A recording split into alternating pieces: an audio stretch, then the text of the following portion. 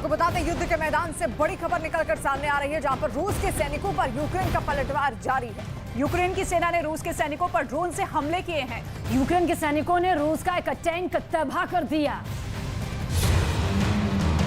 जिसके बाद रूस का भारी भरकम टैंक आग के शोलों में तब्दील हो गया। यूक्रेन के सैनिकों को जैसे ही ये टैंक दिखा, फौरन एक्शन में आए और फिर शुरू हो गया इनको तबाह करने का प्लान। पहले ड्रोन से टारगेट सेट किया गया, फिर टैंक पर निशाना साधा गया और बटन दबते ही बारूद का गोला निकला और टैंक के परखच्चे उड़ गए। बाद में इनमें आग लग गई। यूक्रेन के ड्रोन अटैक ने रूस के T-80 बीवीएम टैंक का पूरी तरह से खात्मा हो गया। यूक्रेन पर रूस के हमले के बाद से ही यूक्रेन के सैनिक पूरी ताकत के साथ पलटवार कर रहे हैं और उनको अमेरिका समेत पश्चिमी देशों से मदद भी मिल रही है।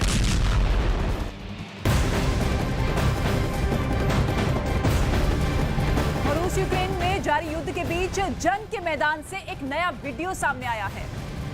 यूक्रेन से जो तस्वीर सामने आई है, धमाके की यह तस्वीर है। दावा किया गया कि ब्लास्ट यूक्रेन की सेना ने किया।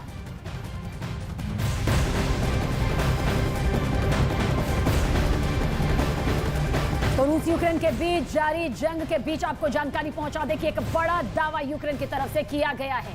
और दावा यह है कि काला सागर में रूस ने नए जंगी जहाज उतार दिए हैं।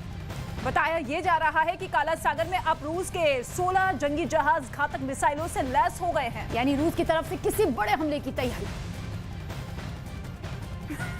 क्राइमिया के रास्ते यूक्रेन पर फतह करने की कोशिश में जुटा है। यही वजह है कि ये चौंकाने वाला दावा सामने आया। बताया गया कि रूस ने क्राइमिया के करीब काला सागर में फिर से नए जंगी जहाज उतार दिए हैं। इस तरह से काला सागर में अब रूस के 17 जंगी जहाज होने का दावा किया है। दावा ये भी है कि जंगी जहाज 2 मिसाइल कैरियर और 16 कैलिबर मिसाइलों से लैस हैं। यूक्रेन के लिए किए दावों पर यकीन करें तो काला सागर में रूस यूक्रेन के खिलाफ बड़ा मोर्चा तैयार करने की कोशिश में जुटा है, जो यूक्रेन की मुश्किलें बढ़ा सकता है।